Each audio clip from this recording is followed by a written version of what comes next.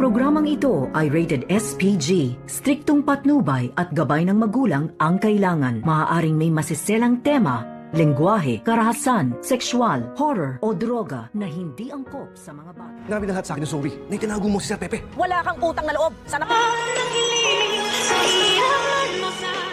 Narito na nga ang ating pakabangan ngayong Miyerkules sa abot kamay na pangarap. Agad ngang tumawag itong si Carlos Benetes dito kay Moira na alam na daw niya na tinatago ni Moira itong si Lolo Pepe dahil sa sinabi daw di umano ni Zoe kay Carlos. At dahil dito, nagalit ng husto itong si Moira kay Zoe na kung bakit may pinagsabihan ito na may kinalaman itong si Moira sa pagkawala nga dito ni Don Pepe. At lalo pat na pinagdudahan ni Giselle na itong si Moira ang prime suspect sa pagkawala nga dito ni Don Pepe.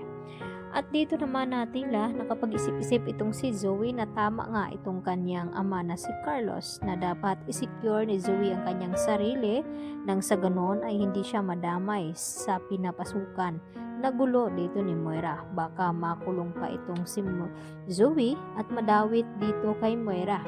Kaya sinabihan ni Zoe itong si Moira na sana raw ay pinabayaan na lamang niya ito at hindi na tinutulungan.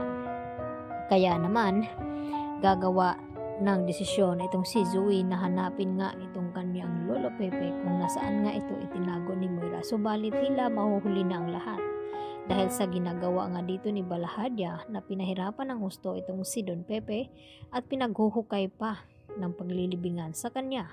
At dito nga nagmamakaawa itong si Don Pepe na humihingi ng tubig dito kay Balahadya dahil uhaw ng araw ito. At ang sagot ni Balahadya sa kanya na hindi na daw kailangan dahil tatapusin na rin naman niya ito. At dito nagmamakaawa itong si Don Pepe na sana wag daw tapusin ang kanyang buhay. Samantala, nalaman nga ngayon ni Annalyn na nagsisinungaling nga itong si Zoe at hindi talaga nakipagkita kay Dr. Antonio Loc dahil sa sinabi ni Nurse Karen na hinahagilap nga ngayon ni Dr. Antonio Loc itong si Zoe dahil palagi daw ito wala sa Apex. At dito naman na hindi inasahan ni Annalyn na napadaan siya dito kay Doc Carlos na palihim na habang may kinakausap ito at itong si Moira at narinig ni Annalyn ang pinag-usapan dito ni Doc Carlos at Moira na may kinalaman nga talaga itong si Moira at kasabuat itong si Zoe sa pagkawala nga dito ni Don Pepe. At kinakailangan naman ngayon na makakuha ng matibay na ebidensya itong si Annalyn kaya ipinaalam niya ito sa kanyang ina na si Lynette.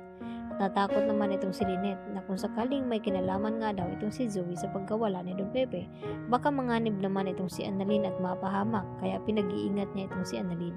At labis naman ang pagkagulat dito ni Chang Susan at Diyosa nang mabalitaan dito kay Lynette na dinudukot nga ngayon itong si Don Pepe at hindi matagpuan at ang may pakana at ang duda ni Annalyn na may kinalaman itong si Moira at itong si Zoe dahil kilala na nga nila ito na pwedeng gawin ito ni Moira dahil sa marami ng beses na pinagtangkaan ni Moira ang buhay nga dito ni Lynette at Annalyn, lalong-lalo na itong si RJ.